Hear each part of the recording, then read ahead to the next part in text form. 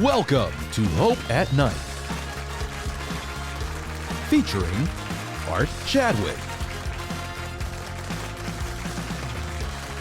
Q&A with our live audience and host, Anil Kanda. Today's episode, does science disprove intelligent design and a global flood? And here's your host, Anil Kanda. Well, I was going to start with a joke about time travel, but I already knew you weren't going to like it.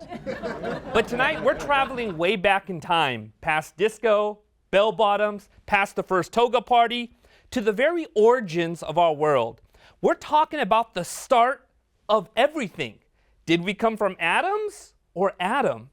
Here to discuss our world's origin story with me is a research professor of biology and geology. He has led major research projects and is the co-founder and director of the Earth History Research Center, a global consortium of research scientists focused on issues of origins. Please welcome to Hope at Night, Dr. Art Chadwick.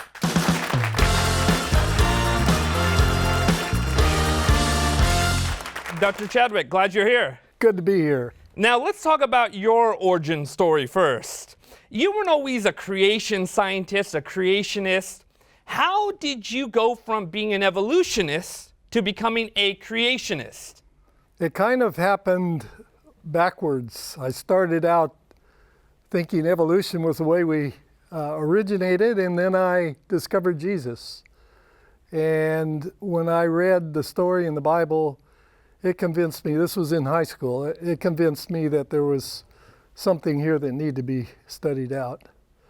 So when I went to college, I had two professors. This was a secular university. I had two professors that both testified about Jesus to me, which was an amazing experience. So from then on, I looked at both ideas together. And then when I went off to graduate school and did my PhD in molecular biology, I realized that there's no other alternative. You know, when it comes to the study of science, there's lots of views about the origins of our world, of our universe. Some people claim the universe just simply created itself. Some people have said the universe has always been here. What began to make you question some of these predominant themes of the creation of our universe? I think it started with macrobiology. When you look at organisms, when you look at people, when you look at a flower, you realize that these things just didn't happen. They had a source. And for humans, we know what the source was, the parents. For the flower, we know it's a seed, but where'd the seed come from? And ultimately, as I said, when I took molecular biology, I realized that evolution doesn't have a foot in the door. Now, you also have an interest in geology and paleontology as well. How did that come to be? When I finished my degree, I went back, I did a postdoc. I realized at that point that evolution was a non-starter because of the complexities in the cell. But I also thought, why is it why are things the way they are today, and how did it get that way? And so while I was in my postdoc, I went back to school and started taking geology. When I finished it, I went to University of California and took a serious geology program and completed that so that I could talk to the issues of geology, because while biology looked straightforward to me, there were a lot of questions I had about geology. Now, you must have been a loner then in regards to your graduate studies, or were you not alone in the things that you believed in? Well, I went to church. I had friends, but in my graduate program, I was alone. Yeah, yeah, that's a good experience because it toughens you up. It forced you to re-examine some things, come up with better answers for the things you believed in. Did you feel like there was confirmation bias here, or did you feel like, no, this is what I was just seeing in the evidence, in the data, and in the research? Well, I think in the molecular biology realm, it definitely was the data that convinced me. and not any particular person or anything else. It just stands on its own. What were some of the things that you discovered in your research? Well, as I went ahead in molecular biology and began to study the internal structures of the cell, I found out that there are whole cities and universes inside the cell. The cell is not just a bag of fluid like Darwin thought it was. It's highly structured. And just one aspect of that, for example, the ATP synthase that makes the energy that keeps us going, is an electric motor. And every aspect, it turns, and as it rotates, it causes a perturbation, and those are all protein molecules. And that perturbation is used as the energy to push a phosphate onto an ADP molecule and make ATP. And that's what keeps us alive from instant to instant, makes our brains run. It's the synthetic system of the cell. And there are 1 million of these in every cell. They are 10,000 of them would fit across the width of a human hair. Whoa, I mean, they're 10,000. really, really tiny. But there are 1 million in every cell. And that's what keeps us alive from moment to moment. Dr. Chadwick, as you're examining the complexities that exist within just a single cell, what is that teaching you about the Creator? He is beyond elegant and beyond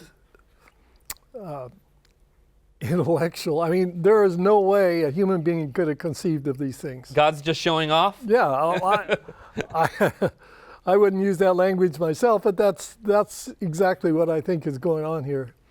Nobody could claim to be able to make something like this on that scale. Did you ever present these kinds of questions to the fellow students and to professors? I don't think I was evangelistic in graduate school. I kind of kept my nose down and worked hard. But once I had gotten out of there and gotten out into the world, and I realized this story is too important not to tell, I haven't stopped. I mean, the fact that you have access to all this information, you see what's going on, it can't help but talk about, the great God that we believe in. Now, what have your studies taught you about the origins of our world? The world itself, the universe, I'm not a physicist, I'm not an astrophysicist, and I try to stay within my domain. But as far as the origin of life, I think we have a very strong story there. There is no possibility, zero, and you can rank that any way you want. There is no possibility that life came from non-living material. Many people who study this for their livelihood have acknowledged that. But those who haven't looked at the data. And we could go into detail on that, but it's just a non-starter. There's a reason why the Bible says the fool has said in his heart, there is no God. He seems to be denying the most obvious thing in our world, in our universe, that we wouldn't be here without a Creator. In regards to origins, what would you say are some of these impassable barriers that you're talking about? It is true. A little child, you can take a little child out in a field of flowers and ask them who made the flowers. They have no difficulty answering that question. However, when we become more sophisticated adults, we have difficulty saying those words. Nonetheless, the truth is still there. The complexity of life is beyond the capabilities of random, undirected, non-goal-oriented processes. When I went to school, I went to public high school, and we were taught that evolution is just the basis of life. We have so many scientists that teach and preach, if you want, evolution and naturalism, scientific naturalism. If you had 30 seconds in an elevator with just a rock-ribbed evolutionist, what would you say to him? I would start with the origin of life, because that's an area that I think is easy to grasp, and ask him if he can explain to me how even one protein, functional protein, could come into existence. And he wouldn't have anything to say. Now, that may not be where I want to leave him, Right. because I'm not here to just upset people or to confute their answers. I would want to try to touch him with Jesus somehow, by pointing out that there had to be an author, there had to be a creator, and life just doesn't come out of nothing. You know, after a lifetime of research, of study, of teaching, has anything you've discovered or found deepened your love for God, for the Creator? Well, I think of that every day when I consider my research, and especially when I was doing molecular biology. I was in awe of God all the time. And I used to, when I taught molecular biology to my students, I used to get quite angry when I would see the authors of the textbook trying to explain some amazing detail as an evolutionary thing that just fell out of the sky. And I would say, look, this is not right. There's something wrong with a system that forces you to find an explanation apart from the obvious one, which is that there's an amazing designer behind this. As you're going through this, it sounds like as you come across these complexities and just the detail of the cells, it just deepens your love for God, who put such effort even into the little things of our universe. Yeah, it's so small that you can't see any of it with your eyes. The only reason we know about it is because of modern science has opened to us the gates of understanding with things smaller than we can see. Wow, that's really fascinating. A whole universe contained within the cell. I can just imagine just the awe. Yeah. Do you ever just sometimes when you're looking through, I don't know if it's exactly a microscope or some other technology where you're able to see into that, you look back and you just start, wow, this is just so mind-blowing. You have moments like that? Absolutely. I used to study, well, part of my research was had to do with microtubules. Microtubules are little structures that form in the cytoplasm of the cell that are, at least when I was working on many years ago, we really didn't know what it meant. We just saw them there. We said, oh, these structures are in the cytoplasm. Now we know they're the highways of the cell, and there are little men that walk on these highways from place to place carrying big, giant, what we call vesicles, or big, giant tanks of stuff. So everything is orchestrated inside the cell. And when we found out there were highways there, we found out there are policemen there. There are UPS drivers that scan codes on these vesicles, on these tanks of material. They have scan codes on them, and they're scanned to see if they're in the right place. If they're not, they will turn them around and send them off somewhere else. I mean, who knew? And just to think that something like that could happen without an amazingly intelligent mind is ludicrous. There is no room in my understanding of this world for a mindless production of something so complex. Wow, that's really fascinating. Even people that believe the Standard Model talk about factories and machines and motors inside the cells. And it's difficult to avoid the implications of that, which is that there must be a machinist, there must be a designer, there must be a fabricator to get all this to work together. Well, I've seen,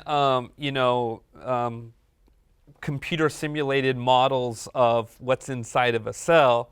And this was from maybe 10, 12 years ago. But you're saying it's even infinitely more complex than that. You know, sometimes we see diagrams of cell, there'll be 3 or 4 parts we see in a cell, but you're saying there are entire vast universes and cities within these cells themselves. Yeah, this is not consistent, but I like to say the cell has all the complexity of a human being inside this little tiny space. It does everything in that cell that we do.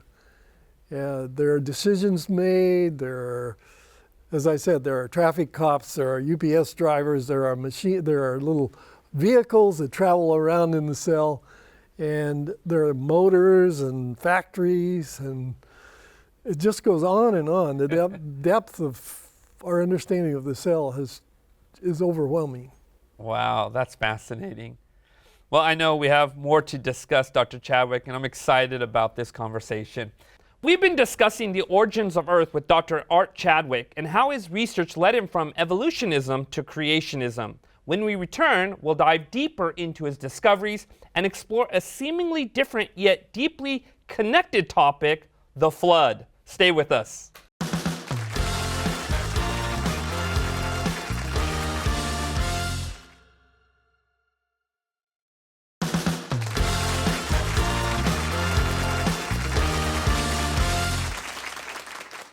Welcome back to Hope at Night. We're talking to Dr. Art Chadwick, the co-founder and director of the Earth History Research Center, a global consortium of research scientists focused on issues of origins. Dr. Chadwick, the Bible talks about not just creation in the very beginning, it talks about this global, massive, worldwide flood that wiped out most of the earth. Now, I grew up in a culture, the Hindu culture, where we also learned about a worldwide flood, and this is pretty prevalent in many different cultures about a worldwide flood.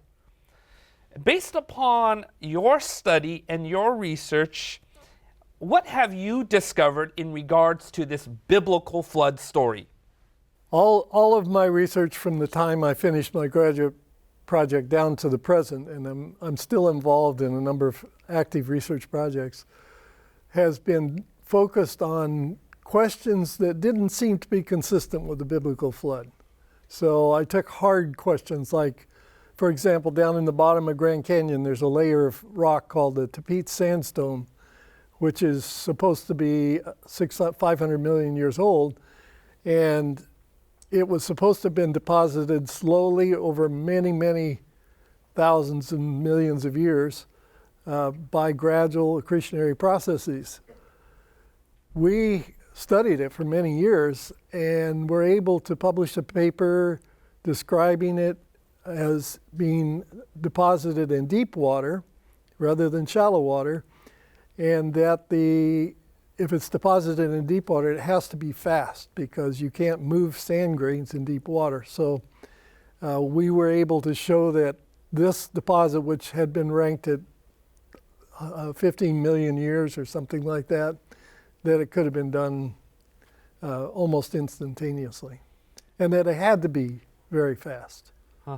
Would you say, based upon your study of paleontology and when you're looking into the fossil record, is there evidence of a global flood there within the fossil record itself?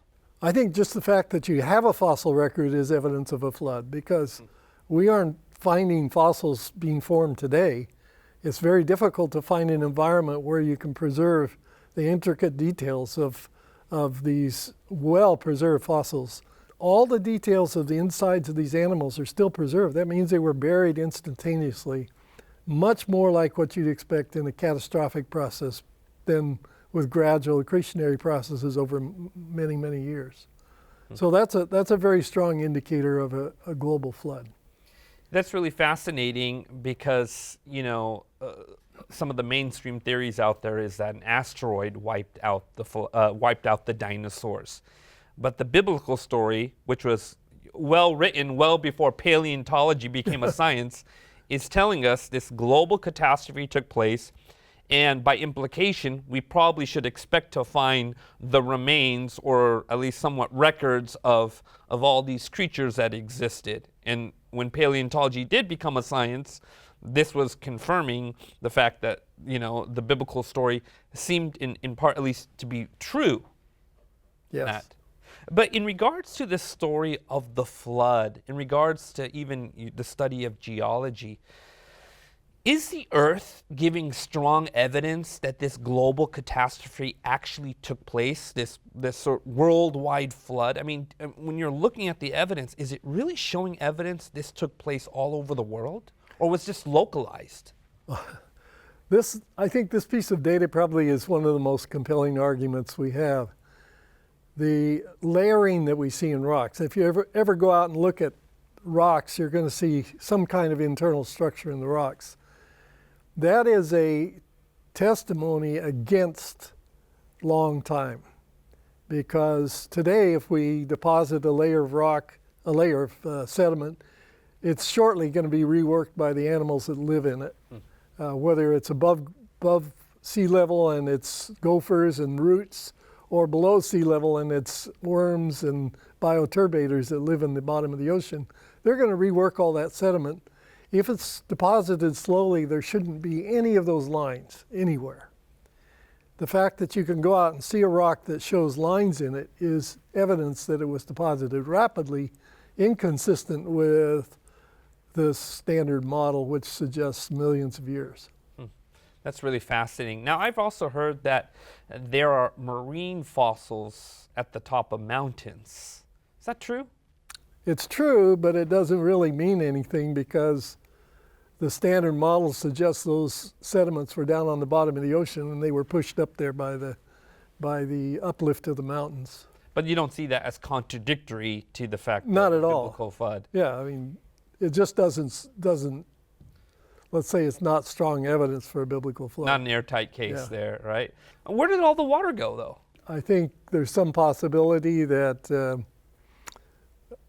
if you lowered all the land areas today, they would all be covered by water. So it is possible with the water we have on the Earth today to cover all the continents. I don't know. I have heard the suggestion that some of the water is the comets that we have out in space was blown out of the Earth's atmosphere. I don't know if that's even possible. I haven't done any calculations on it. But I think maybe some of it is down underneath us. There's far more water down in the rocks than there is on the surface of the Earth as well. Oh, that's really fascinating.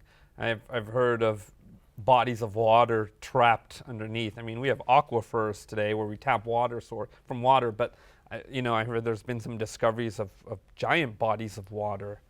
That's really interesting. What do you do when you find scientific information that seems to challenge your faith? Well, there's lots of that. And I guess I've taught philosophy of science for many years and am teaching it right now, as a matter of fact. And it's clear in philosophy that your ideas are the result of what you have developed all through your life. So you come into this world empty as a tabula rasa, but it's not very long until that's written on. And those things that are written, even when you're young, tend to be the things that cause you to come to certain conclusions. It's not the data. Scientific data are pretty much neutral in most cases. It's the interpretation of the data.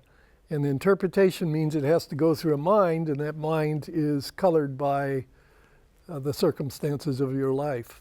Yeah, the data doesn't interpret itself. There's an interpretation that comes upon data. You talked about the philosophy of science. I actually took a class on philosophy of science one time, and the teacher, her this was many years ago. I don't know if she's still alive, but her name was Cain, Judy Cain, like Cain who slew Abel. And she made it her focus to make sure that people who believed in the Bible, those that believed in a creator, were nothing but it was just foolishness, nothing but child's play. But I do remember something really fascinating, what she said about the philosophy of science. In this course, she described that science isn't supposed to be dogmatic itself. And she says that every scientific revolution that took place, as much as we can tell, all the major breakthroughs, is when people were willing to look outside established scientific principles. And when they did that, there would oftentimes be breakthroughs in science. And the ultimate conclusion from that was that science was was supposed to be a doctrine of discovery. It was not supposed to be dogmatic in one sense, but a doctrine of discovery. Yes, and that's true for people who understand the philosophy of science. But most scientists and most lay people think that science is telling us the truth, and if a scientist says something, that's the way it is. I teach my class over and over again, and it's very difficult that nothing is forever, that every finding of science is tentative forever. And that's very hard to swallow because most of us have been raised thinking when a scientist spoke, that was it. That's the end of the story. Yeah. I mean, there was a time that scientists were recommending lobotomies. I've got to just ask you, and I want you to just be as direct with me as possible, completely unbiased here. As you are looking at paleontology, geology, molecular biology, as you've looked at all the data, all the information, how sure are you that God is behind this? 100%, but that is my opinion. I think there is no doubt, because of my molecular biology background, when I encounter problems in geology I don't have an answer for, or paleontology, I can lay back on the issues that I learned in molecular biology and know that there is a God. That's beautiful. Would you also say that all the data, not the interpretation of the data, but the data that we are finding in the ground confirms or is not in any way contradictory to the scriptural account of creationism and the flood and the origins? Yes, although there are lots of things I don't have answers for, and I can't tell you why. But I think ultimately it will turn out that that's the case. Okay. So, but we can talk about hard issues, but it is clear to me that ultimately, because of all of my life study, we have taken the hard problems in origins and studied them out and spent years, sometimes 10 years, on one problem. And when we're through, we have another explanation that's consistent with the biblical account. It doesn't prove the Bible account. I don't think that's our goal, and that shouldn't be any goal in science. But it is consistent with it. You know, you've taught classes on this stuff. You believe it. I'm sure you've written about it.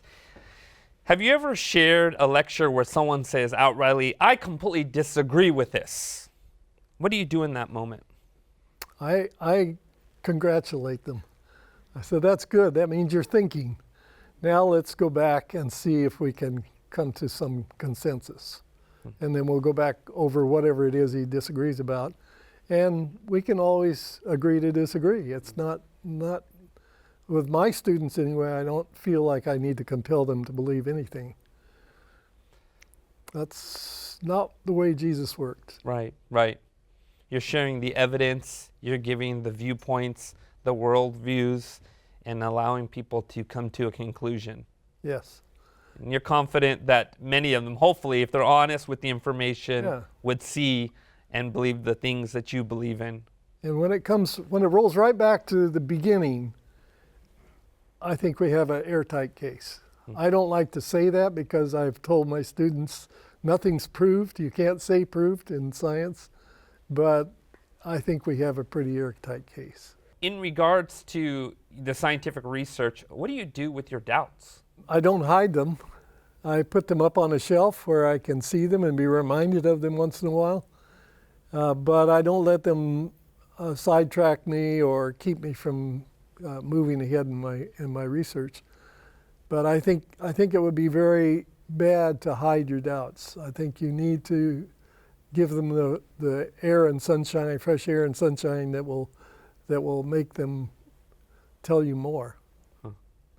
I appreciate the honesty there, because some people, say, "Oh, there should be no doubt whatsoever. You shouldn't have any question about it." But the reality is, we don't have all the answers, especially in regards to science and the data. I mean, the world itself is just thrown into chaos. It seemed that the flood itself just really threw the world into a chaotic state, and so when it comes to trying to understand the data and information in regards to origins, I can see that can be quite challenging. Yeah, as you know, scientists don't want the answer to everything. They don't want to have the answer to everything. Lay people think we have to have every answer to every question. Scientists say, oh, here's an unanswered question. Let me work on that. And if they have the answers to all the questions, they're out of business.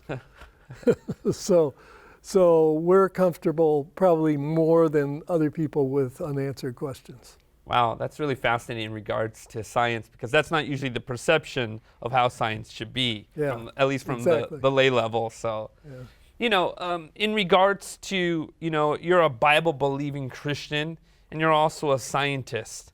Are those two things contradictory to each other? Or can you be a fully committed Bible believer and a fully committed scientist? I am. No, I think it actually gives you more freedom to look at ideas than a scientist who doesn't accept the Bible, because the Bible suggests a lot of things that are different from where science is today, and a conventional standard model scientist is not going to look at those things. But I can look at them, and I can also look at what the other scientists are looking at. So I have more freedom than a conventional scientist does. It's really fascinating when you're reading the flood story in the book of Genesis, this global flood story, and then you read the New Testament. Jesus confirmed his belief in the flood story. He confirmed the existence of Noah and the things that took place during that flood story. But there are a lot of Christians today who said, you know what, I believe Jesus, I believe the New Testament, I don't know if I buy the book of Genesis. What would you say to someone like that? Well, 2 Peter chapter 3 tells the same story. It says in the last days people are going to come scoffing at the idea of creation and a global flood. And that's a prediction. That's a prophecy that has been fulfilled. And it was fulfilled almost in the same exact words. Peter says, no,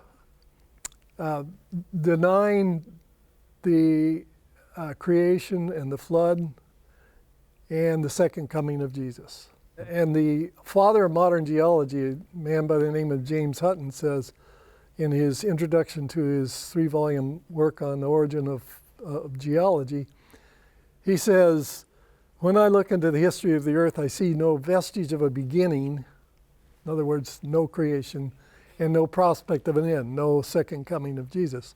So he exactly fulfills the prophecy of 2 Peter. And he's the father of modern geology, James Hutton is. Do you think a denial of the book of Genesis and the flood story, creationism, is more evidence-based, or do you feel that there's a bias towards Christianity?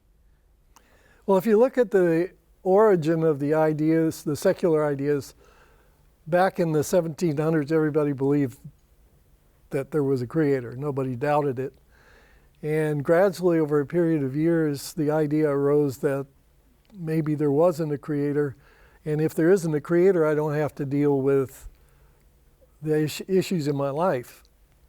And so there's this kind of pressure to accept an idea that makes you the most important person and the smartest person around, and not God.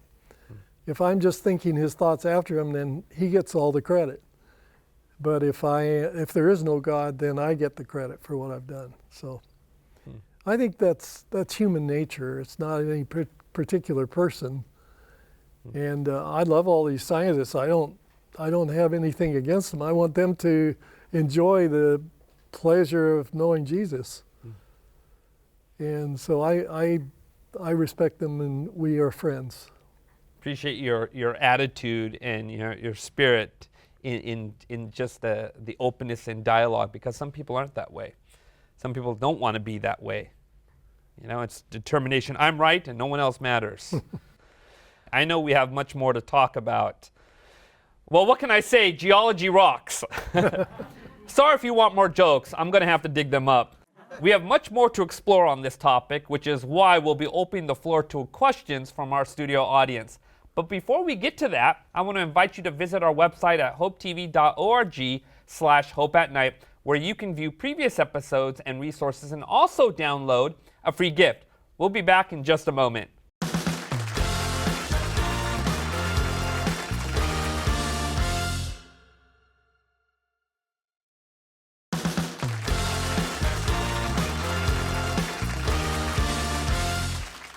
Welcome back to Hope at Night. We've been talking about our origin story with Dr. Art Chadwick and the evidence that he has found to support the biblical account.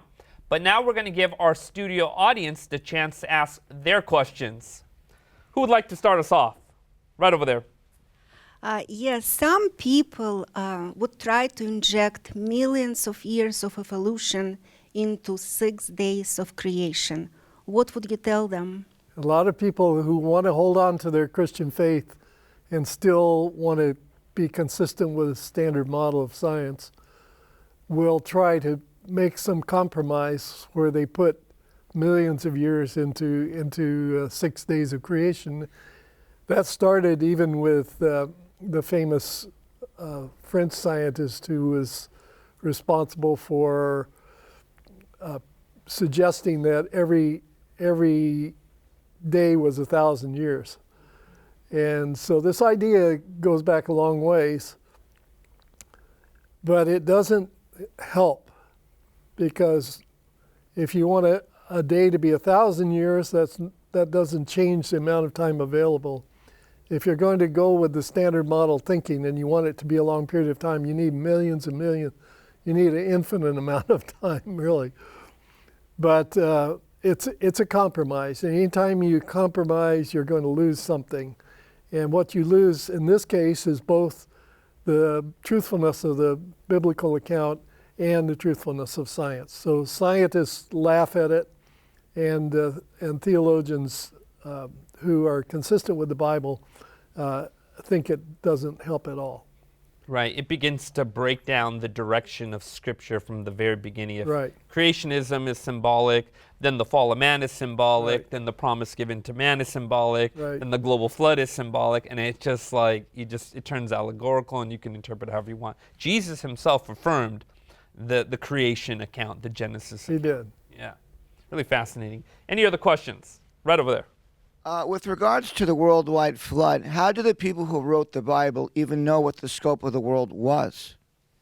Yeah, that's a great question, especially if you have a concentration of, the early people in a certain area. How did they know what a worldwide flood would have been? Yeah, that's a good question. I think even we have this myth that Christopher Columbus was brave in thinking the world was round, and that was his perspective. But long before Jesus came to the earth, we knew that the earth was round. Scientists knew this, and they even tried to calculate the diameter. So there was some sense in how big the world was that goes back way into the past. But as far as being a worldwide flood, that could only have come from God himself, who saw the whole thing. So it would have had to be at his direction, and he would have had to tell Moses, who wrote the account, he would have had to explain this to Moses. Right. It's not like Moses came across the evidence. God explained it to Right. him.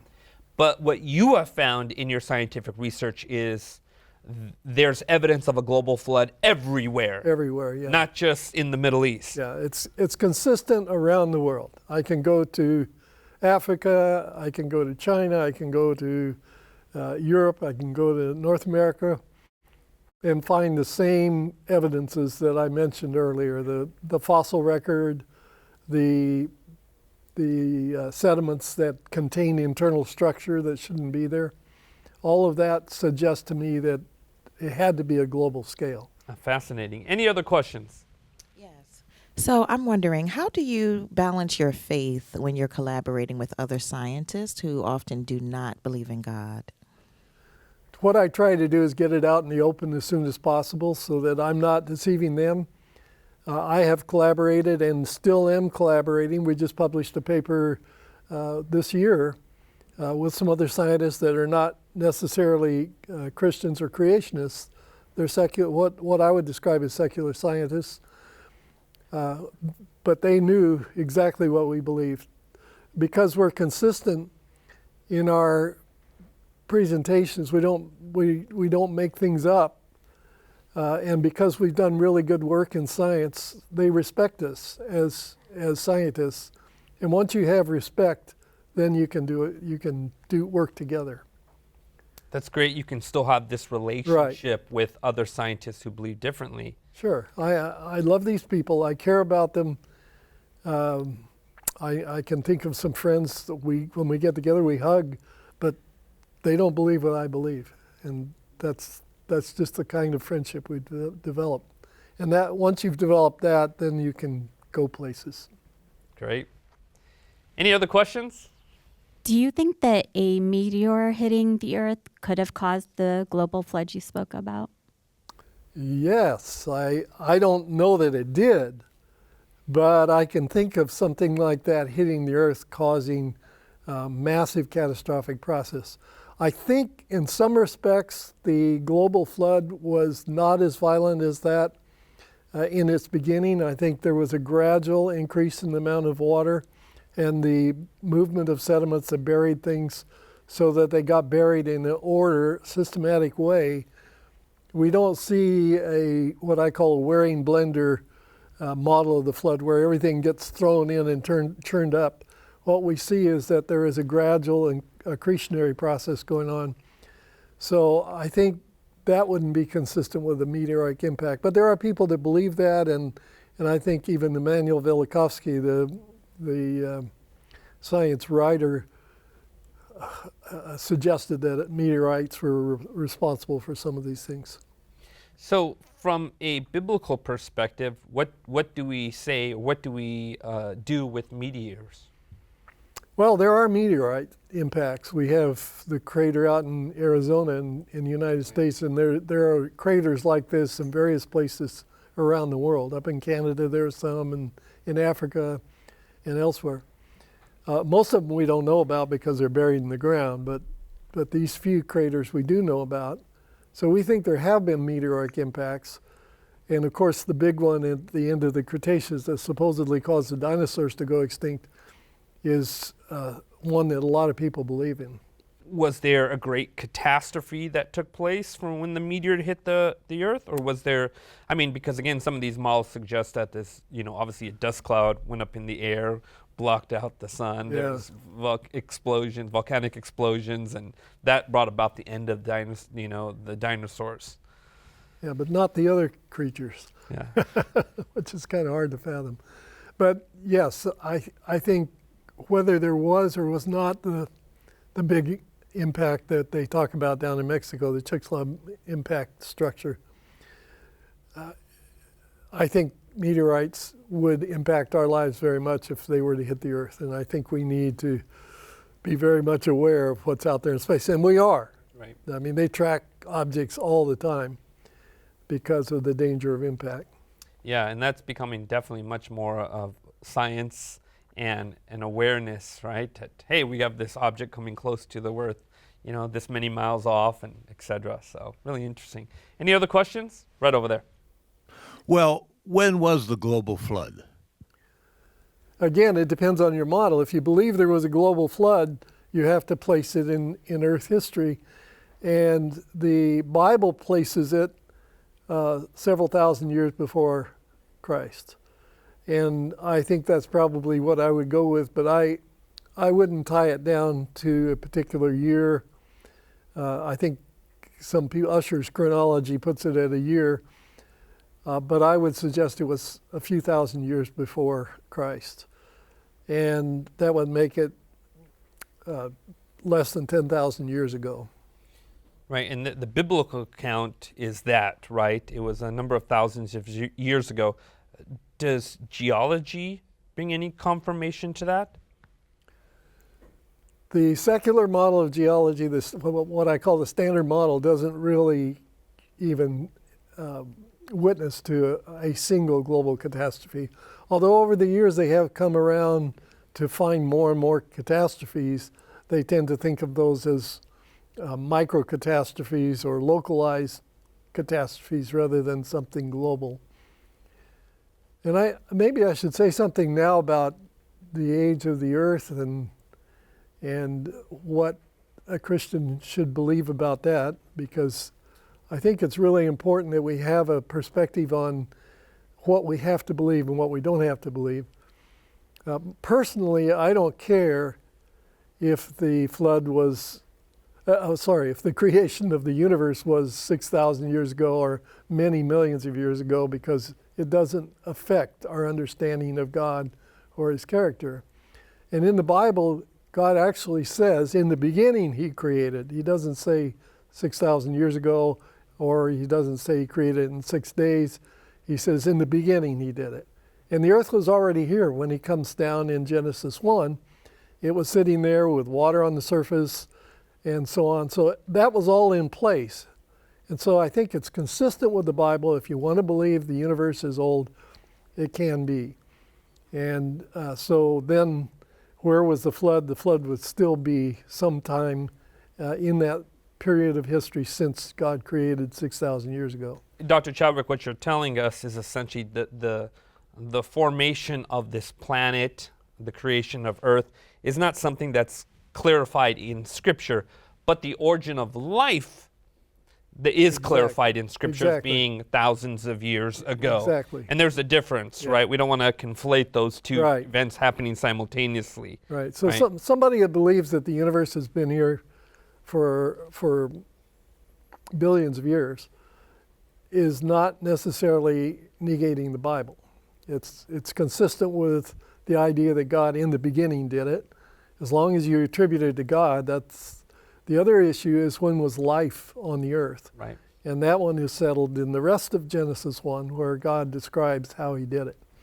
And that part of it could have taken place many millions of years later as the earth sat here without any life on it. Right. And the scriptural account paints God coming to this planet thousands of years ago and beginning life Right. there. But again, how long this earth has been here, we don't know when God put that in motion. Right. And I think that's important to make that distinction so we don't condemn people who believe differently than we do on Right. it. That makes sense. Any other questions? Right over there. Could you share with us another amazing discovery from your scientific studies? Yes, I think probably within the cell there are systems that we have just recently rediscovered. We can't say we discovered them because God made them. There are systems of language inside the cell that we never knew were there. And we've discovered several levels of these. And every level that we discover is another set of complex interactions inside the cell that are different than what we thought. And so there's a language that's written in the chromosomes in the form of little tags that are put on the proteins that surround the chromosomes that dictates when the chromosomes are made active. And it's a language that has to be controlled from above. So there has to be control for that language that controls the language of the chromosomes and so on. So you get this hierarchical structure inside the cell that is ever more complex. And that to me is just absolutely amazing. I got to ask you, are there moments that when you're looking at this, you just start singing worship songs and praise songs to God? No, not that, but my mouth falls open a lot. Any other questions? Right over there. So what role does mutation play in the evolution of a species? Well, that's a really good question, because at the time of Charles Darwin and afterwards they were just discovering mutations. We now know a lot about mutations. They change genes, they change DNA code, but they really don't do anything in the cell. And for example, if you just randomly mutate an organism, it's not for its own good. It's going to destroy something. Something will stop working. Or if you're lucky, it may turn something on that was turned off so that it begins to work. But it doesn't generate the features that we're talking about. And it turns out that a lot of times all mutations do are turn on and off new features inside the cell that we didn't know were there. So Darwinian evolution has had to be changed, and in the last 5 or 6 years they have found a whole new system of genetics called epigenetics, which is the marking of proteins that surround the DNA. It's not the DNA itself. It's a very complicated, intricate code on the proteins that hold the DNA down. And whatever that protein, whatever that code says, causes the genes to be active or inactive. Just to show you how powerful it was, a study in Nature just a few years back was done with mice. And the mice were exposed to a pleasant odor, it happened to be cherry blossoms. And when the exposure to the odor took place, they would shock the mice. So the mice learned when they smelled cherry blossom to run. They then took those mice and they bred them together, and they took the offspring of those mice away and raised them up, and then they exposed them to cherry blossom odor and they would run. And then they did that the 3rd generation, and finally after the 4th generation, it seemed to be lost. And the article in Nature magazine the headline was "The Sins of the Father," which is an interesting allusion to the Bible, because in the 2nd commandment it says the sins of the father will be visited on the children to the 3rd and 4th generation of them that hate me. And it seems like behavior can be encoded in genes. And that's astonishing. And not only behavior, but also various features like eye color and hair and other features of living organisms are controlled by this coding in the DNA, on the proteins that surround the DNA. And so that seems to be more powerful than mutations, which seem ultimately to be harmful. And so I think the idea of mutations being a useful explanation for origin is gone. Just doesn't hold up anymore. Yeah, it's really interesting because in traditional evolutionary models, mutations were seen constantly as the advantage. This is how change takes place because of all these mutations.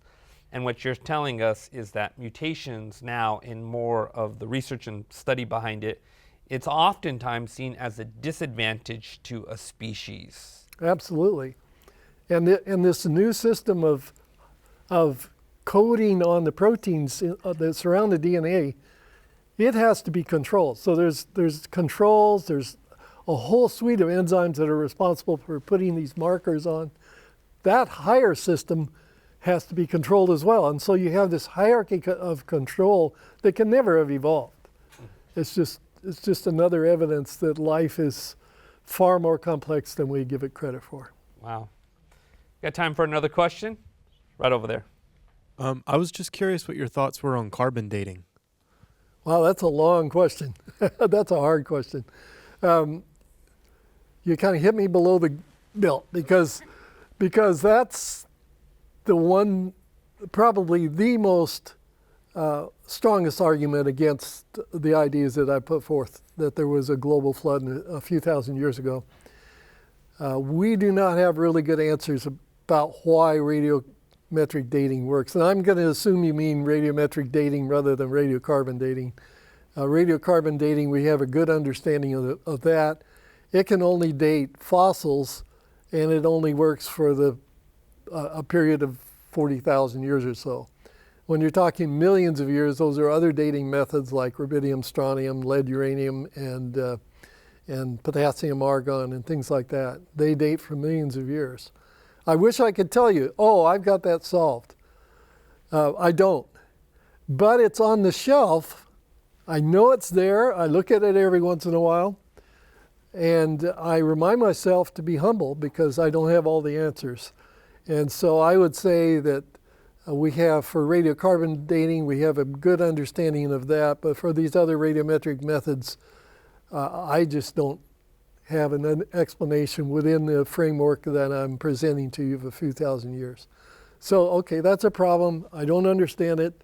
That's okay for me, because as a scientist, I'm trying to understand things, I have to have some things I don't understand in order to work. Right, and there's an element of faith here because at the end of the day, none of us were there to witness these things, right? Whether it's the atheist, the agnostic, or the Christian, and it's like we've got to determine based upon as we're thinking through things and looking at evidence and seeing how the world works, what are all these things pointing to? Yeah, and I would hate to come to God in judgment and say, well, God, I didn't believe your story about origins because of radiometric dating. And he would say, well, you know, I knew you couldn't figure that out, so I told you what I did. What would I say? You know? Right. Fantastic. Thank you so much, Dr. Chadwick. When we look at the world around us, from the vastness of the universe to the beauty of nature to the complexity of our own DNA, we can't help but wonder, where did it all begin? The question of origins is more than just science or philosophy.